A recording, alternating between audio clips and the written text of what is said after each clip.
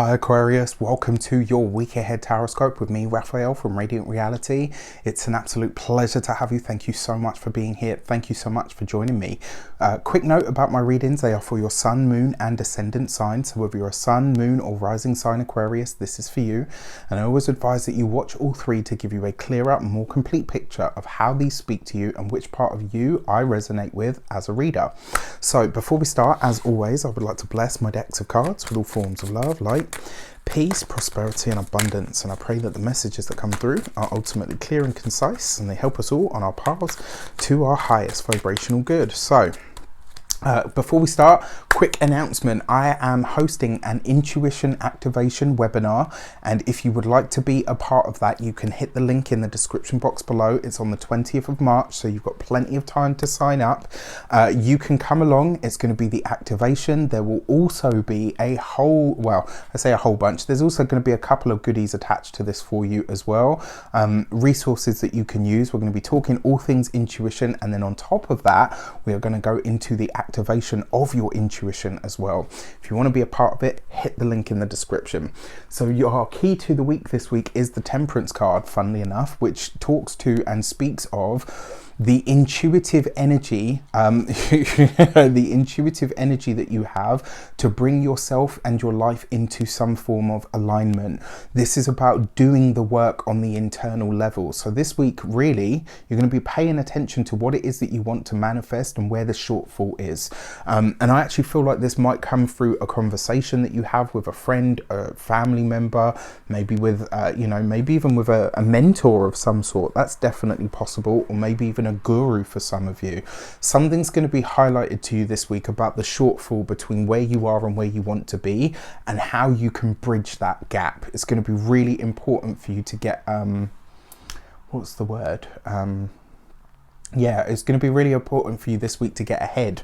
So for your actions and options this week, you have the Three of Cups. So remember that bringing yourself into alignment with the things that you want shouldn't be an arduous process. It should also be fun.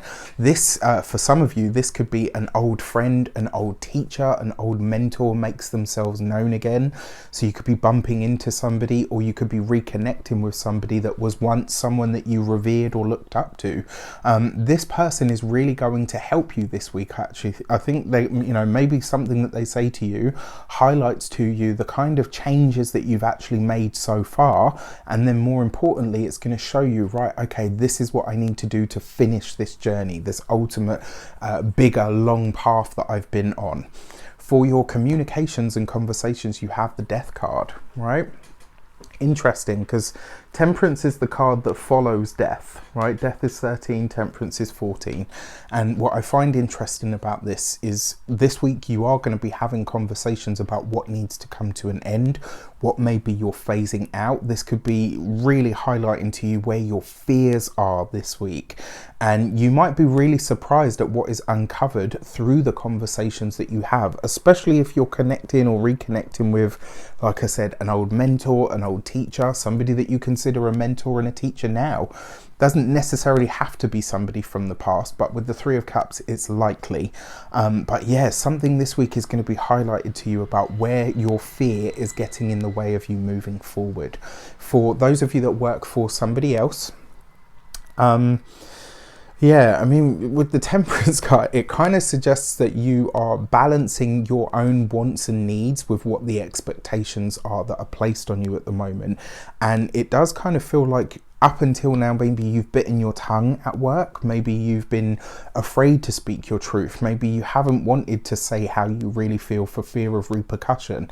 Well, all of that goes away this week, right? This is going to be the week where, I mean, Aquarians have really come into themselves recently, and we will continue to do so because obviously this year is ruled by Aquarius, and I think we needed this year in order to get back to being ourselves, in order to get back to speaking our truth like we're usually known for. But coupled with some tough Saturn transits and all kinds of craziness happening in the sign of Capricorn, whether it is your true 12th house or not, it is in effect still partially a 12th house energy that we've been experiencing.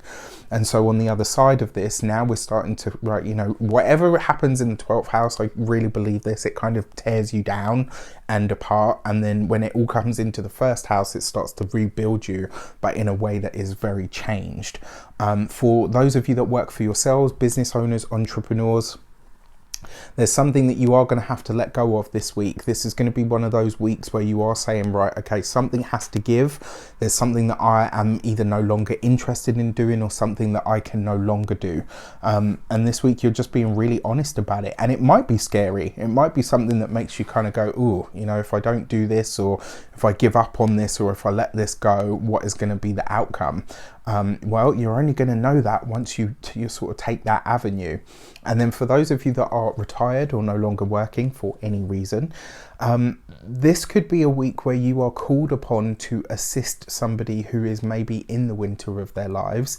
And this may very well be, and this goes actually for all Aquarians this week. Maybe you are called upon this week to assist where somebody else is unable to do so. You might find that you are called in to assist with some sort of care, or maybe you are, you know, maybe somebody phones you to say, like, I just want to let you know that there isn't much time left for this person. I'm really sorry to say that, but it does look like it may be coming up this week. And it's just something I really want you to be aware of so that you're not blindsided by it. For your money and materials, you have the 7 of Cups. No big purchases this week, none whatsoever. This is more of an internal week than it is an external week. And with the realizations that come in this week, I think eventually you will be able to spin them into some sort of gold or money, but not at this moment in time. For your physical health and vitality, this is going to be your feet, your feet, your ankles, your toes especially, and your lymph system, especially with the Death card there as well. This is a week for you to really look after your lymphatic system. So get in your exercise, do some deep breathing, you know, find ways to cleanse your system from the inside out. Remember what I said about this being a more internal week, so this would be a week to pay attention to that. And when it comes to your home and environment, this is if you are doing work on the home, if there is a lot going on with the home, if there's a lot of focus on homes, etc., this is the time where you really want to think about streamlining the process. It looks like you might be trying to do too many things at once, and what happens when you try to spin 100 plates, eventually you're going to drop some and they're going to break. Simple, take some plates off of sticks, put them down until a later date where you have the time, the energy and the focus, and especially the resources to move ahead with them. For your love and relations, you have the Sun card. So for those of you that are single, this could be a really good week for love. Now, I mean, this coupled with the Death card, this kind of suggests that whatever comes to a completion or a close this week, as one door closes, another one is going to open. So whatever you have to release this week, especially those of you that own your own business and stuff, whatever you're letting go of this week, don't fret. Whatever is released will come back to you, you know, 2, 3, 4, tenfold. For those of you that are single, I mean, if you're able to kind of admit to yourself this week where you get in your own way when it comes to relationships, there could be a breakthrough of some kind that happens this week. For those of you that are married, in partnerships or in relationships, this is the Sun card, right? This is easier times of it, and this is you finding balance, or certainly getting back into finding your stride when it comes to the relationship. And either which way, I actually think that's a good thing. Overall, not necessarily an awful week, just one where you are going to have to be conscious, and where there is going to be some sort of realization that comes on that inner or spiritual level. Not so much like the Tower, but more kind of like sometimes when you learn something and it just resonates through your entire being. And you're like, wow, okay, now that I know that, now that I understand this from an experiential level, I feel changed for it, but for the better. That's going to be this week. With that said, I wish you an abundance of all of that good stuff.